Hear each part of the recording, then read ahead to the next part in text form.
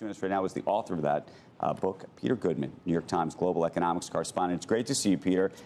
Great it's a fascinating book, and as you get into sort of all the things that happened during this period, I'm hoping what you can do is sort of take us back, but also spin us forward in terms of how you see the challenges from the past and where you think we are now and what you still think we need to do to avoid this again. Yeah, it's a really important question because this is not a history book. There's a lot of history in it. It's really about the present and the future if we don't figure this out. Essentially, we're at the mercy of a largely unregulated international shipping cartel to bring us most of the things we depend on in modern life. That's, gadgets and gizmos. It's parts for things we make in the United States. That's basic medicines. That's life-saving gear, personal protective equipment like face masks and medical gowns. A lot of this stuff made in China, a country that, not incidentally, we've decided to have a trade war with. And then we're really at the mercy of badly run railroads, a trucking industry that's been kind of decimated by loss of drivers because we've downgraded that job to the point where lots of people are quitting. At every step of the supply chain during the pandemic, we had these shocks that revealed vulnerabilities that had been there for decades, and they're still there. And so what is the answer to that, Peter? Well, we need to look at the supply chain sort of like the way we look at electricity. Most of us don't think about the supply chain any more than we think about the electrical grid when we flip on the switch, unless the lights don't come on.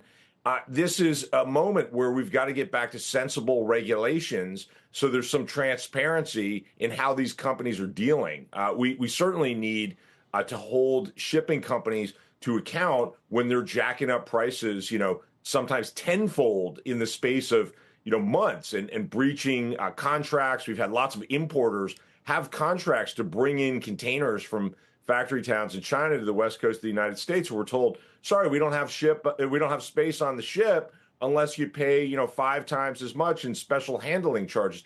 That's just a basic antitrust problem. Same goes for the railroads. We need to get back to more transparency in pricing so that we have some idea what sorts of sweetheart deals are getting cut. I mean, we've got a supply chain that's optimized for a handful of companies, Amazon, Target, right, Walmart.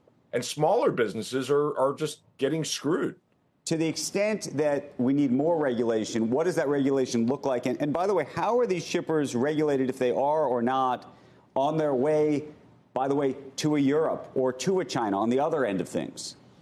Yeah, I mean, they're really not sufficiently regulated anywhere. The Europeans have gone farther than most, but because it's an international industry, and in any given country, you're talking about foreign carriers that are bringing the goods. It's going to take some international cooperation, but it's also going to take the realization that we've overdone it with just-in-time and distant supply chains separated by oceans.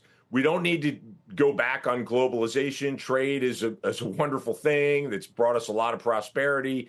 This is not a book about how we need to go back in time, but we need to be more sensible in terms of diversifying our risks. We can't just depend solely on container vessels. So now let me throw a hard one at you. How do you feel about tariffs? And because we were just talking in the last segment about the tariffs that former President Trump wants to put on if he becomes president and what the inflationary effects of that may ultimately be. He would tell you, I think, not only does he want to do that for economic reasons, but also believes that that would encourage and incentivize manufacturing and other things back here in the United States.